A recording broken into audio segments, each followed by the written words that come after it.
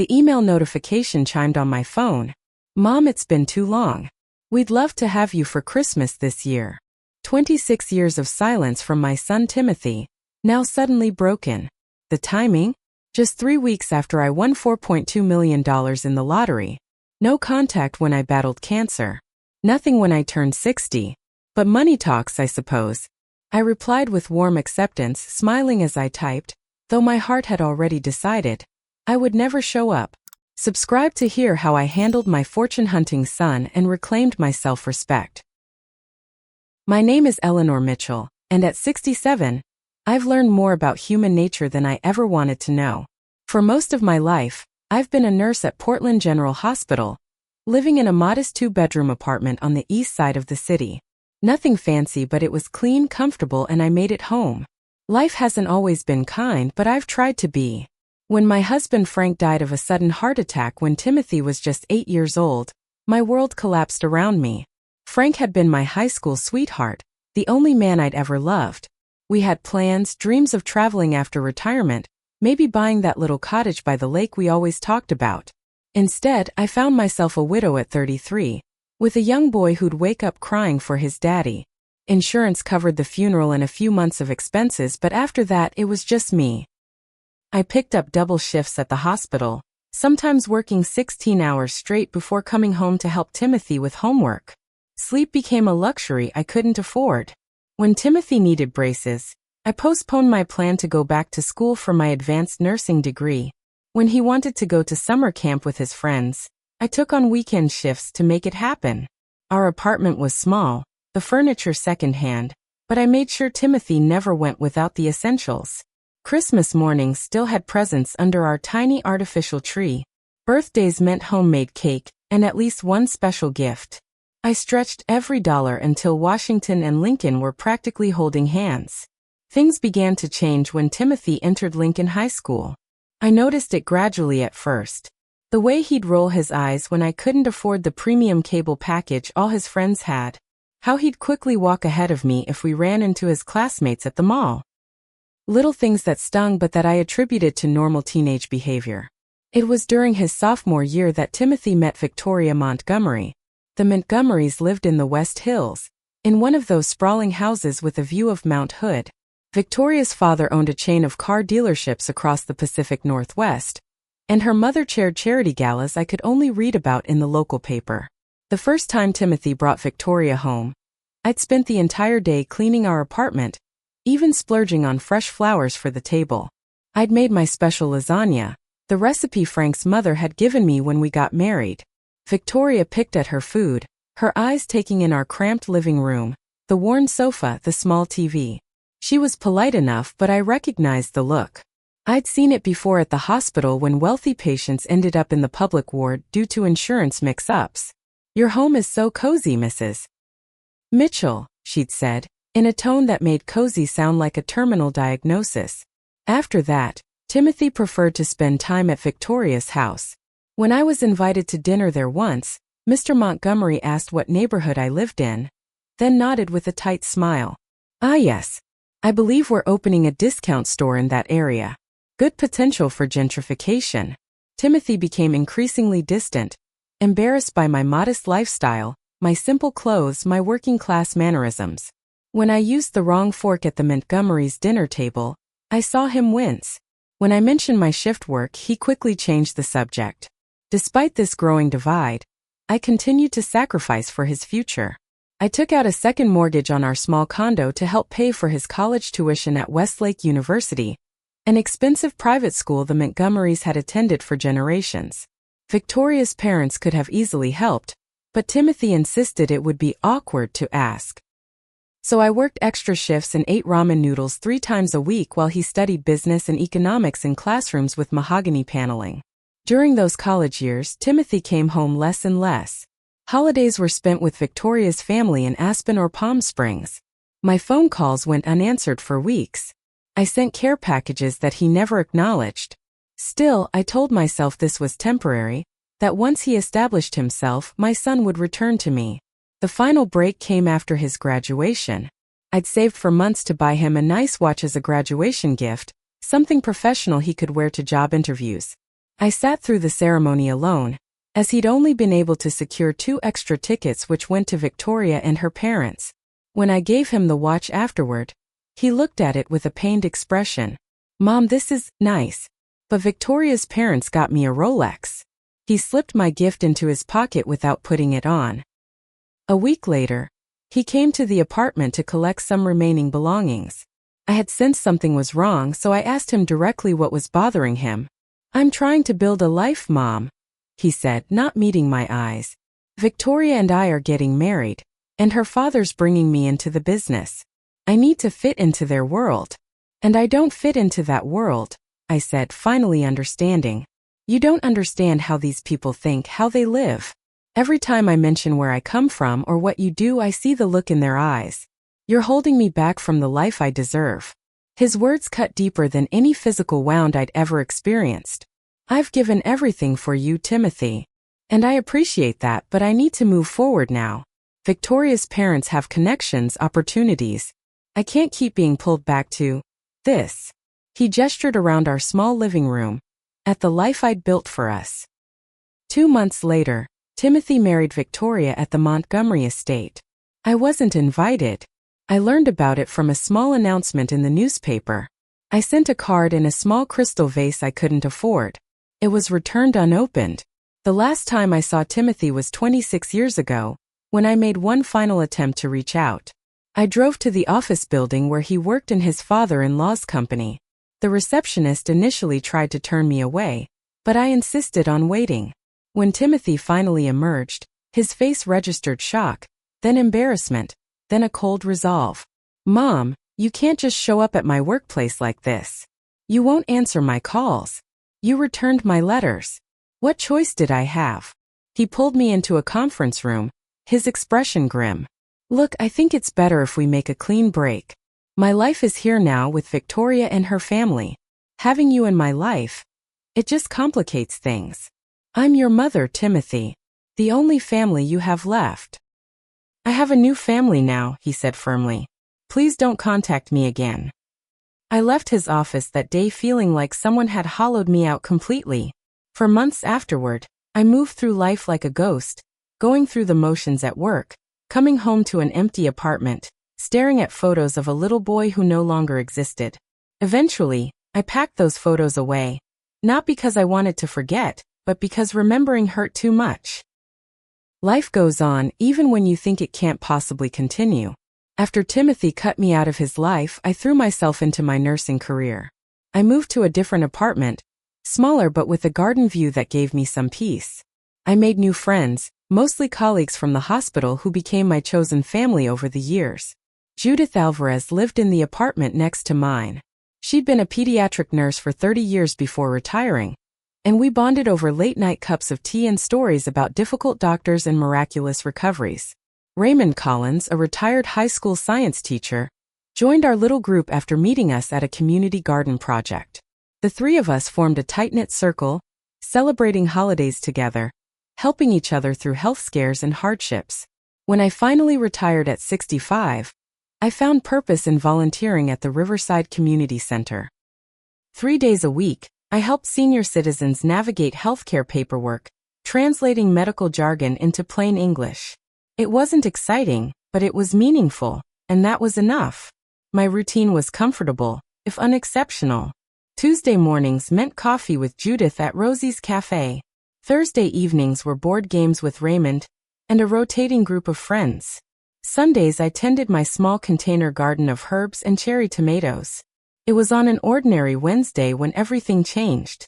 I had stopped at Marjorie's convenience store on the corner to pick up milk and eggs. As I was paying, I impulsively asked for a lottery ticket. "Feeling lucky today, Eleanor?" Marjorie asked with a smile. She'd been running the store for as long as I'd lived in the neighborhood. "Just figured I'd try my luck for once," I replied, fishing another $5 from my wallet. I rarely bought lottery tickets, maybe once or twice a year on a whim. That night, I was watching the local news while sorting through medical bills when they announced the lottery numbers. I glanced at my ticket, not really paying attention until I realized the first number matched. Then the second. By the third matching number, my hands were shaking. When all 6 numbers lined up, I sat in stunned silence, checking and rechecking until I was certain. $4.2 million. After taxes, it would be less, but still more money than I'd ever imagined having. My first thought, shamefully, was of Timothy. Would he somehow find out? Would he suddenly reappear in my life? I pushed the thought away and tried to focus on what to do next. The following morning, I called in sick to my volunteer shift for the first time ever and contacted a financial advisor whose card I'd kept from a retirement seminar years ago. Marcus Bennett listened patiently as I explained my situation, then helped me understand the steps to claim my winnings with minimal public exposure. You'll want to set up trusts, possibly charitable foundations, Marcus explained. And you should consider how this might affect your relationships. I thought of Judith and Raymond, friends who had stood by me through everything. I knew money wouldn't change those relationships. But Timothy, that was more complicated. Over the next 2 weeks, I worked with Marcus to claim my winnings and establish financial structures that made sense. I decided to set up a trust for medical scholarships for single parents, a cause close to my heart. I also allocated funds to renovate the community center where I volunteered. I told only Judith about my winnings, swearing her to secrecy. We celebrated quietly with a bottle of champagne on my balcony, making plans for a trip to the Grand Canyon we'd always talked about taking. Then 3 weeks after my lottery win, the email arrived. It was a Tuesday evening, and I was watching a documentary about humpback whales when my phone chimed with a notification. The email address was unfamiliar, but the subject line stopped my heart. Hello from your son. For several minutes, I couldn't bring myself to open it. When I finally did, the message was surprisingly warm and casual, as if there hadn't been 26 years of silence between us. Mom, it's been too long. I've been thinking about you a lot lately and realizing how much I've missed having you in my life. Victoria and I have 2 wonderful children who have never met their grandmother, and I'd like to change that. We'd love to have you for Christmas this year if you're available. Let me know. Love, Timothy. No mention of why he'd suddenly decided to reach out after all this time. No acknowledgement of the decades of birthdays, holidays, and milestones I'd missed. Just a breezy invitation as if we'd simply fallen out of touch due to busy schedules. The timing was too perfect to be coincidental. Somehow he'd heard about my lottery win. Perhaps a former neighbor had mentioned it, or maybe he'd seen something in the local news before Marcus had helped me establish privacy measures. My emotions cycled rapidly between hope, skepticism, and anger. Part of me, the part that would always be a mother who loved her son, wanted to believe this was a genuine attempt at reconciliation. But the wiser part, the part that had survived his rejection, suspected his motives were far from pure. I called Judith immediately, my voice shaking as I read her the email. That's quite a coincidence, she said, her tone making it clear she didn't believe in coincidences. 3 weeks after you win the lottery, he suddenly remembers he has a mother? Maybe he really does want to reconnect, I said, though I didn't believe it myself. Eleanor, you're the most generous person I know, but don't be naive. If he wanted a relationship with you, he had 26 years to pick up the phone. I knew she was right, but there was still that small flame of maternal hope that refused to be extinguished. What if I go? Just to see what he wants. Then you go in with your eyes wide open, Judith advised. And you protect yourself both emotionally and financially. That night, I drafted and redrafted my response a dozen times. In the end, I kept it simple. Timothy, I'm surprised to hear from you after all this time. Yes, I'm available for Christmas. It would be nice to meet your children. Let me know the details. His reply came within minutes, as if he'd been waiting by his computer. He seemed overjoyed, providing his address and suggesting I arrive around 2 o'clock on Christmas Day. He mentioned his children, Chloe, 16, and Andrew, 14, were excited to meet me. As I set my phone down, I made a private promise to myself. I would accept his invitation, but I had no intention of actually showing up. Let him feel a fraction of the disappointment I'd experienced all those years of waiting for calls that never came, scanning crowds at my nursing school graduation for a face that wasn't there. It would be petty, perhaps even cruel, but after decades of rejection, I felt entitled to this small act of defiance. In the weeks following our initial exchange, Timothy's messages became increasingly frequent. What started as occasional emails evolved into daily texts, sometimes multiple times a day. He sent photos of his children, his house, even their golden retriever named Max. Each message felt like a performance, carefully crafted to present an image of the perfect family eagerly awaiting reunion with their long-lost grandmother.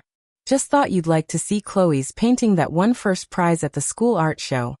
One message read, attached to a photo of a teenage girl with Timothy's eyes standing next to an impressive watercolor landscape.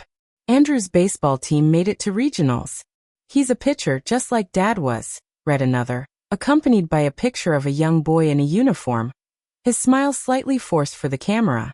What struck me most was how Timothy asked detailed questions about my recent changes in circumstances. Had I moved? Was I still working? Had I come into any unexpected resources lately? Each question carefully circling the topic of money without directly mentioning it. His sudden interest stood in stark contrast to his silence over the years. I had sent birthday cards every year for the first decade after our estrangement, each returned unopened. When I was diagnosed with breast cancer 5 years ago, I'd written him a letter, not asking for support but simply wanting him to know in case there was a genetic component he should be aware of for his own health. That letter, too, came back marked "Return to Sender." I'd even tried reaching out when his grandfather, my father, passed away 3 years ago. The funeral announcement I sent received no response. I stood alone at my father's grave while Timothy, his only grandson, was nowhere to be seen. One afternoon, I met with Marcus to discuss protecting my assets. I hadn't told him about Timothy's sudden reappearance, but something in my demeanor must have alerted him. "Eleanor, is everything all right? You seem distracted today," he asked as we reviewed some investment paperwork. After some hesitation, I explained the situation. Marcus's expression grew concerned. Family reconnections after financial windfalls are unfortunately common. Before we go further with your financial planning, I'd recommend learning more about your son's current situation. That evening, I did something I'd avoided for years. I looked up Timothy online. His social media profiles were mostly private, but his business profile on LinkedIn was public. Timothy was listed as the vice president of Montgomery Motors, his father-in-law's company. A recent business news article, however, painted a different picture than the success his title suggested. Montgomery Motors facing potential bankruptcy amid expansion failures, the headline read. The article detailed how the company had overextended itself, opening new dealerships just before the economic downturn. Timothy was quoted defending the strategy, insisting they would weather the storm, but the financial analysts cited remained skeptical. Further searching revealed photos on Victoria's public Instagram account showing their lavish lifestyle. A vacation to Bali last summer, their sprawling home decorated for the holidays, expensive private school uniforms for the children. There was no hint of the financial troubles mentioned in the news article. They were keeping up appearances while their foundation crumbled. Most painful was discovering that Timothy had apparently hidden my existence from his children. In one post from Mother's Day last year, Victoria's mother was tagged as the only grandmother our children have ever needed. The casual cruelty of that statement took my breath away. Timothy's messages became more pressing as Christmas approached. "Why don't you come over before the holiday? Just to catch up, the two of us," he suggested. "I could show you my office, maybe take you to lunch at the club." Each invitation felt like bait on a hook, and I was careful in my responses. "I think Christmas Day would be best for our first meeting. Looking forward to it," I replied, maintaining the pretense that I planned to attend. Raymond, who had become increasingly protective since learning about Timothy's reappearance, didn't mince words when I showed him the messages. "He's fishing, Eleanor. Testing the waters to see how easily he can manipulate you," Raymond said as we walked through the community garden one crisp December morning. "Notice how he hasn't once apologized for cutting you out of his life? Not even an acknowledgement of the hurt he caused." "I know," I sighed. "But part of me still wants to believe there's some genuine feeling there. He's still my son." "Biology doesn't entitle anyone to exploit you," Raymond replied, his hand gentle on my shoulder. "Just promise me you'll protect yourself, heart and wallet." Timothy's response to my deflection about meeting earlier was masterfully manipulative. I understand, Mom. The kids are just so excited to finally meet their grandmother. Chloe especially has been asking about you for years. But Christmas it is. The lie was obvious. If Chloe had been asking about me for years, why had Timothy maintained his silence? Why had he allowed his children to believe their grandmother didn't exist or worse, didn't care enough to be part of their lives? My anger grew with each message, each manufactured expression of familial longing. Yet beneath the anger was a persistent ache, a mother's grief for the relationship that should have been, for the grandchildren I should have watched grow up, for the family gatherings that should have punctuated my years. As Christmas drew closer, I wavered in my resolve not to attend. Perhaps confronting Timothy directly would be more satisfying than simply not showing up. Perhaps seeing my grandchildren, even under these circumstances, would be worth enduring Timothy's transparent agenda. The decision was made for me 1 week before Christmas, in a way I never could have anticipated. The mall was crowded with last-minute Christmas shoppers, the air thick with perfume samples and the sound of holiday music. I wasn't planning to buy anything for Timothy or his family, maintaining my charade of attendance while secretly planning my absence.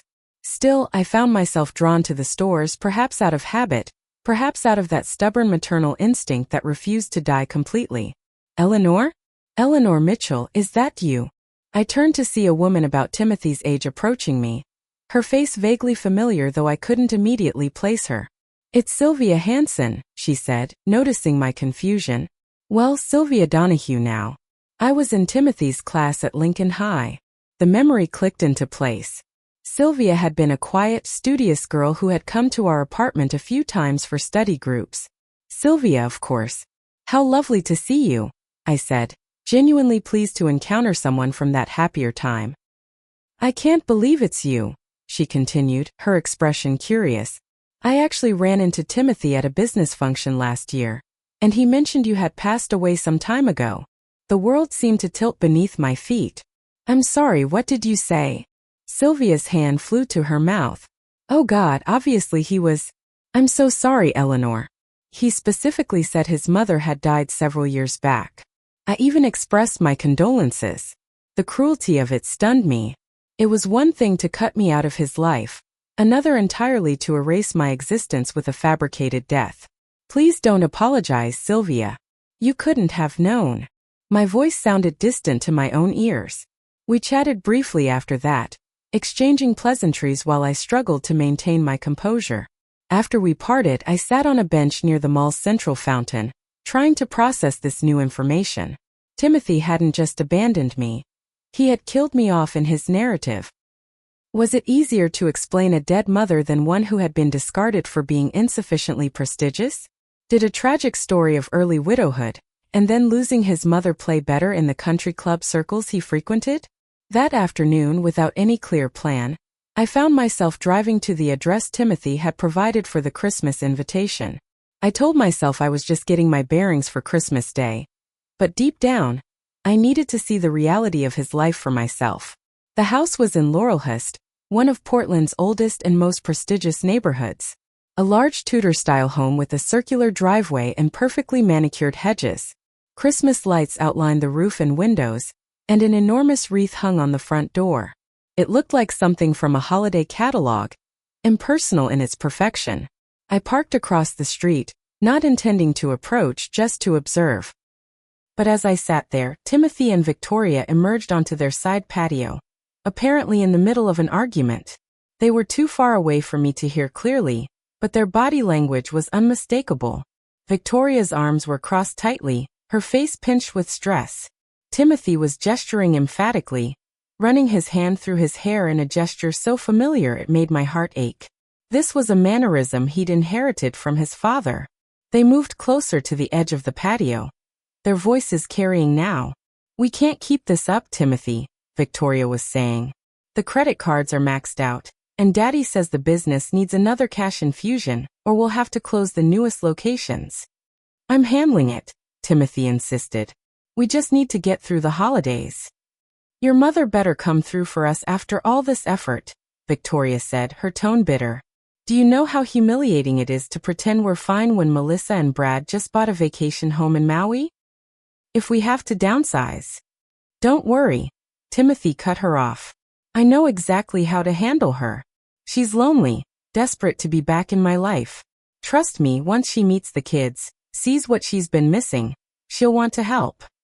I sat frozen in my car, their words confirming every suspicion, every warning from Judith and Raymond. The calculated nature of it all, the cold assessment of my emotional vulnerabilities, was almost impressive in its ruthlessness. My own son, planning to exploit what he perceived as maternal desperation for financial gain. I started the car with shaking hands and drove away before they could notice me. Tears blurred my vision, and I had to pull over at a small park a few blocks away. I sat on a bench overlooking a children's playground, empty now in the winter chill, and let myself cry properly for the first time in years. Tough day. I looked up to see an elderly man standing nearby, holding out a packet of tissues. He was tall and lean, with kind eyes and a cap pulled low over gray hair. Thank you, I said, taking a tissue. Just some family complications. He nodded, and without invitation, settled onto the far end of the bench. Family has a way of being complicated, especially around the holidays. I'm Walter, by the way. Eleanor. I replied automatically. We sat in companionable silence for a few minutes, watching a squirrel dart around the base of a large oak tree.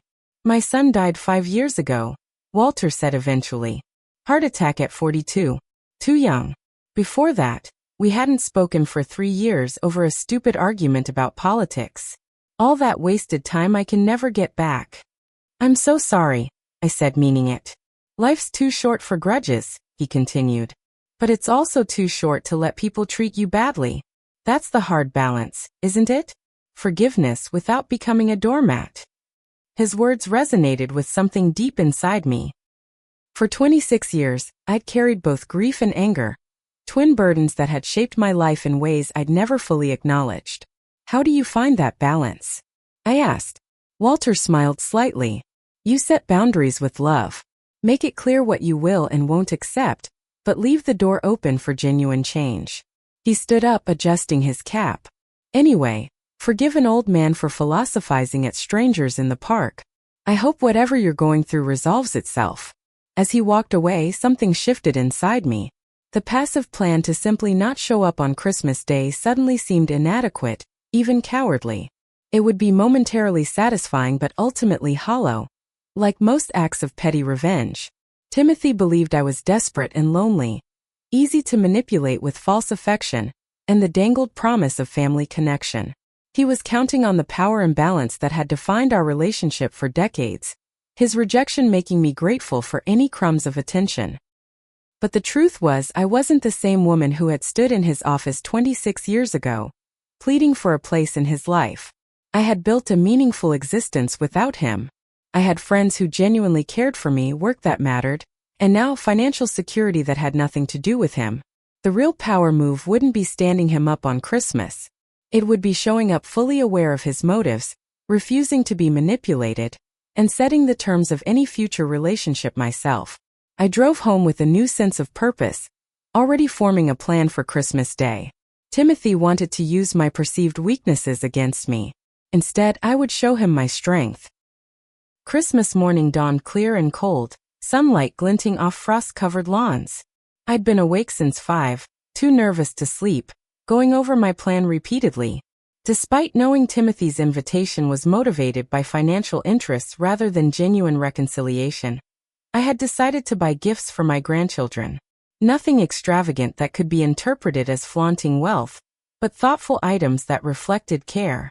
For Chloe, I'd found a professional quality set of watercolors after researching her artistic interests online.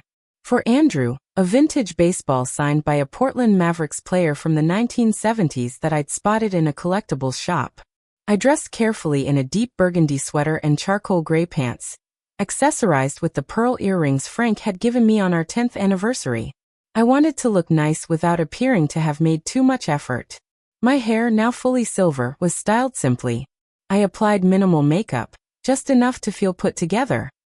As I gathered my purse and the wrapped gifts, I caught sight of my reflection in the hallway mirror. There was tension in my face but also determination. For the first time in decades, I would be facing Timothy as an equal, not as the rejected mother desperate for his attention. The drive to Laurelhurst took 20 minutes. Christmas music played softly on the radio, incongruously cheerful given my mission. I rehearsed what I might say, how I would respond when the inevitable ask for money came. Raymond had offered to be my emergency call if I needed an excuse to leave abruptly. Timothy's house looked even more impressive in daylight. A large inflatable Santa stood on the front lawn, and through the bay windows, I could see an enormous Christmas tree glittering with ornaments. I parked in the driveway behind a BMW SUV with a large red bow on the hood, apparently a Christmas gift for someone in the family. Before I could ring the bell, the front door swung open. Timothy stood there, looking both older and more familiar than I'd expected. His dark hair was now streaked with gray at the temples, lines around his eyes that hadn't been there before. He wore an expensive-looking cashmere sweater and pressed slacks, casual but clearly costly. "Mom," he said, his voice warm but his eyes calculating as they quickly assessed my appearance. "You came. I can't believe it." "Merry Christmas, Timothy," I replied, my tone controlled. He stepped forward to embrace me, an awkward hug that felt rehearsed. I returned it stiffly, noting how he smelled of unfamiliar cologne, nothing like the teenager who used to come home smelling of grass from soccer practice. Come in," he said enthusiastically, ushering me into a grand foyer with a sweeping staircase. "Everyone's so excited to meet you." The interior of the house was impressive, with high ceilings and expensive furnishings, though I noticed small signs of wear. A slight fraying on the edge of the oriental rug, a watermark on one of the side tables. Maintaining appearances while cutting corners. Victoria appeared from what looked like the kitchen, wearing a festive red dress and a smile that didn't reach her eyes. She was still beautiful, though time had hardened her features somewhat. "Eleanor, welcome," she said, leaning in for an air kiss. "We're so delighted you could join us for Christmas." "Thank you for having me," I replied politely. Timothy led me into a large living room dominated by the Christmas tree I'd glimpsed from outside. Presents were piled beneath it, elaborately wrapped with coordinating ribbons and tags. Two teenagers stood awkwardly near the fireplace, clearly having been positioned there to greet me. "Mom, these are your grandchildren, Chloe and Andrew," Timothy announced, as if presenting royalty. Chloe, tall and slender with long dark hair, bore a striking resemblance to Timothy at that age. She stepped forward first, extending her hand formally. "It's nice to meet you, Mrs. Mitchell," she said, her tone polite but confused. Andrew hung back slightly, his handshake brief when it came. "Hi," he said simply, looking to his father for approval. It was immediately clear that they had been told very little about me until recently. Their discomfort was palpable, their manners forced. These weren't children excited to finally meet their grandmother. These were teenagers who had been instructed to be on their best behavior for a stranger. "Please call me Eleanor," I said, smiling at them both. "Or Grandma if you prefer, though I realize we're just getting to know each other." I held out the wrapped packages. "I brought you each something small." Timothy jumped in before they could respond. "How thoughtful, Mom. Why don't we save those for after dinner? We should take some photos first, capture this special moment." What followed was an uncomfortable photo session, with Timothy directing us into various poses in front of the Christmas tree. "Closer together," he instructed. "Mom, put your arm around Chloe." Everyone smiled. The manufactured nature of it all was almost comical. These photos weren't meant to capture genuine family moments. They were creating evidence of a relationship that didn't exist, perhaps for future social media posts or to show friends at the country club. Once Timothy was satisfied with the photos, Victoria announced that dinner would be ready soon. "Timothy, why don't you show your mother around the house while I finish up in the kitchen?" The tour felt like walking through a museum after hours, everything beautiful but untouchable. Timothy pointed out expensive artwork, designer furniture, the recent kitchen renovation. Each item was introduced with its brand name or price point thinly veiled. "These countertops are Italian marble really meant. Look how successful I am." I noticed the presents under the tree all had designer labels visible on the packages. A new iPhone for Andrew, Tiffany jewelry for Chloe, luxury brand clothing boxes stacked high. The contrast with their reported financial troubles was stark. When we finally sat down to dinner, the conversation was painfully stilted. Timothy dominated, telling stories about family vacations and the children's accomplishments, all carefully curated to project success and happiness. Chloe's art teacher says she could have a future at RSD or Pratt, he boasted. And Andrew's baseball coach thinks he could play college ball, maybe even get scouted. The children shifted uncomfortably at these pronouncements, suggesting they were exaggerations at best. Victoria steered the conversation with practiced skill, asking me pointed questions about my recent changes. Timothy mentioned you've retired from nursing. What are you doing with your time these days? She asked, her tone suggesting concern while her eyes remained sharp. I volunteer at a community center, travel a bit, spend time with friends, I replied vaguely. And you've moved recently? She pressed. No, still in the same apartment. I'm quite comfortable there. Timothy jumped in. But surely with your new circumstances, you're considering upgrading? Real estate is a solid investment right now. In fact, there's a lovely condo development near us that would be perfect for you. The transition was so transparent I almost laughed. From small talk to investment advice in under 5 minutes. I'm quite happy where I am, I said simply. Would you excuse me? I need to use the restroom. In the hallway, I took a moment to collect myself, breathing deeply. The bathroom was opulent, with marble tile and expensive fixtures, but the hand soap was a cheap brand decanted into a fancy dispenser. Another small sign of corners being cut. As I was about to return to the dining room, I heard Timothy and Victoria speaking in hushed tones in the kitchen. This isn't going well, Victoria hissed. She's being deliberately evasive about the money. Just follow the plan, Timothy replied. I'll bring up the business after dessert, make it sound like an investment opportunity. She'll want to help once I explain how it benefits the kid's future. She's not as desperate as you thought, Victoria said. Did you see how she looked at the BMW? Not even a comment. Trust me, Timothy insisted.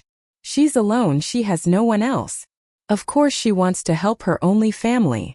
I stood frozen in the hallway, their words confirming everything I had suspected. The calculation, the assumption of my vulnerability, the complete absence of genuine feeling. It was all laid bare in their private conversation. Something hardened inside me. All uncertainty about my course of action vanished. I straightened my shoulders and walked back to the dining room, ready for the confrontation that had been 26 years in the making. When I returned to the table, Timothy was serving a beautiful chocolate Yule log cake, his smile firmly back in place. The tension in the room was palpable, though only the adults understood its source. Chloe and Andrew simply looked bored and uncomfortable, victims of their parents' scheme. Just in time for dessert, Mom, Timothy said cheerfully. Victoria makes this every Christmas. It's a family tradition. I took my seat, accepting a slice of cake I had no intention of eating. My appetite had vanished, replaced by a calm determination that felt almost foreign after years of hurt and uncertainty. Timothy waited until everyone had been served before clearing his throat. So, Mom, now that we're all together, there's something I wanted to talk to you about. He paused, adopting a serious expression. It's actually a business opportunity one thought might interest you. I set down my fork, meeting his gaze directly. Actually, Timothy, there's something I'd like to say first. His smile faltered slightly. Of course, but maybe we could discuss business matters first, then have a proper catch-up? I think we should address why I'm really here today, I said firmly. You haven't spoken to me in 26 years, Timothy. We both know why I received an invitation this Christmas. The silence that fell over the table was absolute. Andrew looked confused, while understanding began to dawn on Chloe's face. Victoria's expression hardened, her eyes darting to Timothy with alarm. I don't know what you mean, Timothy stammered, his practiced demeanor cracking. I've been thinking about reconnecting for a long time, and Christmas seemed like the perfect opportunity. Is that why you told people I was dead? I asked calmly. Chloe gasped audibly. Andrew's eyes widened. What? I never said that, Timothy protested, though color had drained from his face. I ran into Sylvia Hansen last week. She was quite surprised to see me alive, and well after you told her I'd passed away years ago. Victoria jumped in, her voice sharp. Timothy was probably just simplifying a complicated situation. Family dynamics can be difficult to explain in casual conversation. And was he simplifying when he told his children I didn't exist? I asked, turning to Chloe and Andrew. Did you know you had a grandmother all these years? The teenagers exchanged uncomfortable glances. Chloe spoke first, her voice small. Dad told us your mom died when he was in college. We only found out a few weeks ago that you were, still alive. Mom, this is inappropriate, Timothy said, his tone hardening. We can discuss family history another time privately. I think this is exactly the right time, I countered. Before you ask me for money to save your failing business. The bluntness of my statement seemed to shock everyone at the table. Victoria's face flushed red, while Timothy's expression cycled rapidly between shock, embarrassment, and anger. That's absurd, he sputtered. Is that what you think? That I only contacted you because of money? I know about the financial troubles at Montgomery Motors, I said. I know about the expansion failure, the potential bankruptcy. I know your credit cards are maxed out while you're still buying BMWs and designer gifts to keep up appearances. Timothy's face had gone from pale to red. You've been spying on us? I did my research after receiving an invitation from a son who declared me dead to his friends and children. It seemed prudent. Victoria stood abruptly. Children, go upstairs. No, I said firmly. They should hear this. They deserve the truth about their family. Andrew looked ready to flee, but Chloe remained seated, her gaze intense. I want to know what's going on, she said. Timothy ran his hands through his hair in that familiar gesture. You're being paranoid, Mom. Yes, business has been challenging lately, but that has nothing to do with why I reached out. I heard you and Victoria on your patio last week, I said quietly.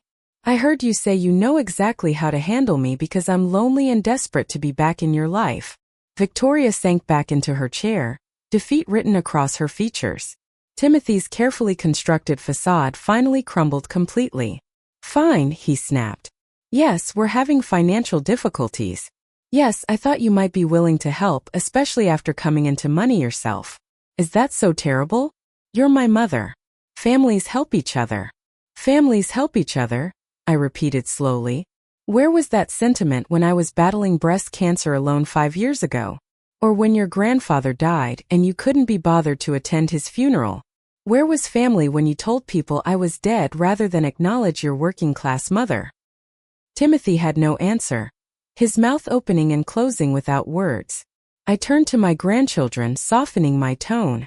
Chloe, Andrew, I want you to know something. I never abandoned you or your father. I sent birthday cards every year for a decade. I tried to be part of your lives. The truth is that your father cut me out of his life because I wasn't sophisticated or wealthy enough for the image he wanted to project. Chloe's eyes filled with tears. Is that true, Dad? Timothy's silence was answer enough. I've established trust funds for both of you, I continued, addressing my grandchildren. For education only, accessible when you turn 18. Not because of any obligation, but because that's what grandmothers do when they can. Victoria's head snapped up. You've set up trusts? How much? The naked greed in her question made even Timothy wince. That's between me and my grandchildren, I replied. And it's structured in a way that ensures it can only be used for their education, not to bail out your business or maintain your lifestyle. I stood up, suddenly tired of the charade. I came here today to see if there was anything real beneath the performance. I wanted to believe that somewhere inside the man you've become, there might still be the boy I raised, the son I loved with my whole heart. I wanted to give you the chance to be honest about your motives, to perhaps build something authentic from this point forward. Mom, Timothy began, his tone shifting to placating. Of course I care about you. Yes, I've made mistakes, but we can start fresh. We're family. Family isn't just a word you invoke when you need something, Timothy. It's a relationship built on mutual respect and care, not exploitation. I picked up my purse from the chair beside me. If you ever want a genuine relationship, one not based on what I can do for you, My door is open. But it will be on terms of honesty and respect. As I moved toward the exit, Chloe suddenly stood. Wait, she said. Would it be okay if I contacted you sometime? To actually get to know you?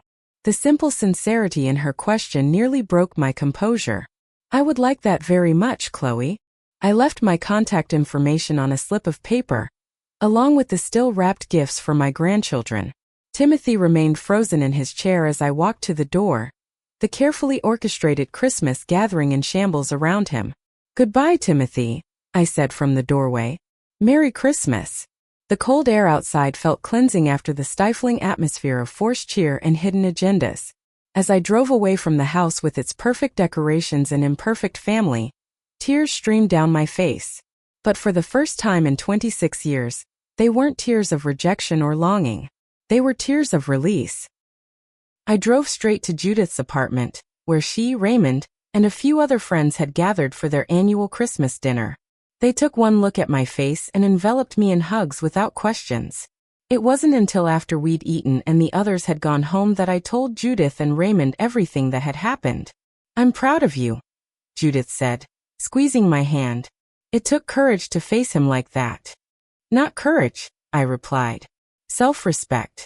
Something I should have found years ago.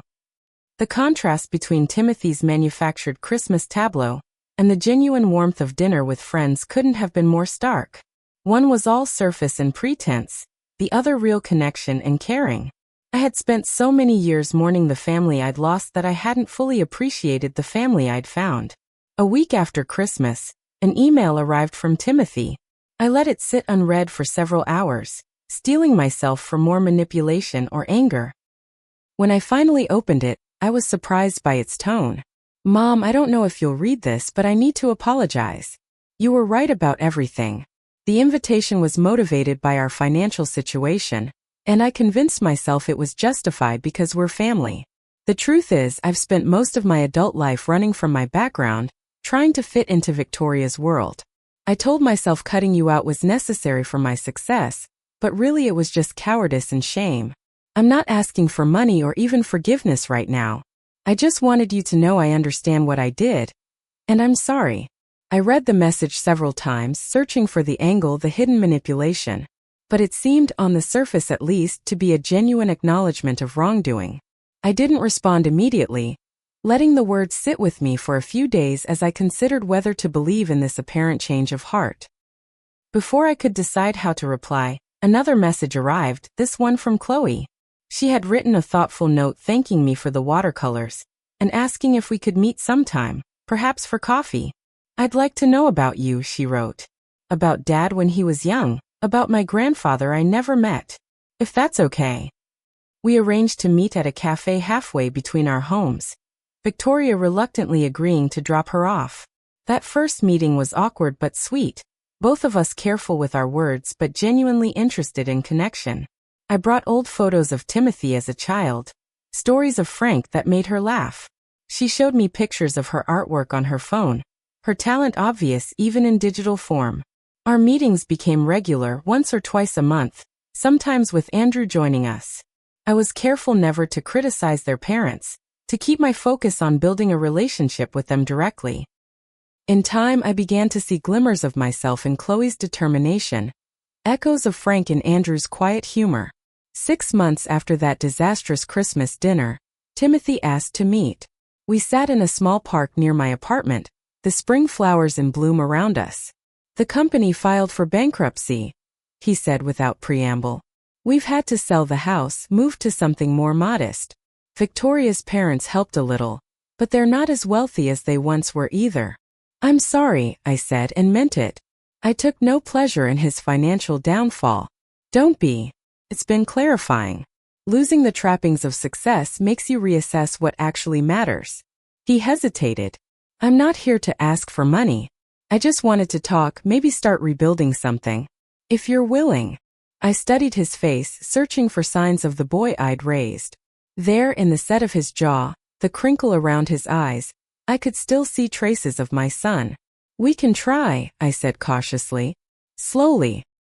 Our reconciliation was gradual and not without setbacks. There were difficult conversations, moments when old patterns threatened to re-emerge. Timothy had to earn my trust through consistent actions, not just words.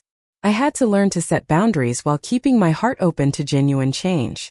Meanwhile, I found purpose in using my unexpected fortune thoughtfully.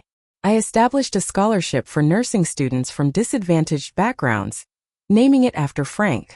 I increased my volunteer hours at the community center, helping to establish a new computer lab and expanded programs for seniors. And Walter, the kind stranger from the park, became a friend and eventually something more. Our romance developed slowly, built on shared values and mutual respect. At 67, I hadn't expected to find love again, but life has a way of surprising you when you least expect it. 1 year after that first Christmas invitation, I hosted a dinner at my new home. A modest but comfortable house with a garden I was learning to tend. Judith and Raymond were there, along with Walter. Timothy came with Chloe and Andrew, but not Victoria. They had separated a few months earlier, the strain of financial collapse and personal reckonings too much for their marriage. The gathering wasn't perfect. There were still moments of tension, old wounds that hadn't fully healed. But there was also laughter, genuine conversation, and the beginnings of new bonds forming. When Chloe showed me her latest paintings, Timothy watched with a pride untainted by performance or agenda. When Andrew asked about his grandfather's baseball career, Raymond jumped in with statistics and stories that delighted the boy. As I looked around my table that evening, I realized that fortune had indeed changed my life, but not in the way I'd initially thought. Yes, the money had provided security and opportunities, but the real fortune had been the revelation of truth in my relationships, the painful but necessary clearing away of pretense and manipulation. I had spent decades defining myself by Timothy's rejection, measuring my worth through his absence. The lottery win had set in motion events that forced me to confront not just his exploitation, but my own willingness to accept less than I deserved. In standing up for myself, I had finally found peace with the past and hope for the future. Money, it turns out, doesn't change who people are. It simply reveals it more clearly. Those who would use you when you have nothing will try to exploit you when you have something. Those who stand by you in difficult times are the true wealth in life. As for Timothy, only time will tell if his change is lasting. I remain cautiously optimistic but firm in my boundaries. Some relationships can be rebuilt after betrayal, but never quite the same as before. They become something new, shaped by hard truths and honest reckonings, potentially stronger for having been broken and mended. What have you experienced with family relationships changing because of money? Has someone ever reappeared in your life when your circumstances improved? Share your stories in the comments below. And if this story resonated with you, please like, subscribe, and share it with someone who might need to hear it. Thank you for listening, and remember that your worth isn't determined by what you can give others, but by how truly you are known and loved.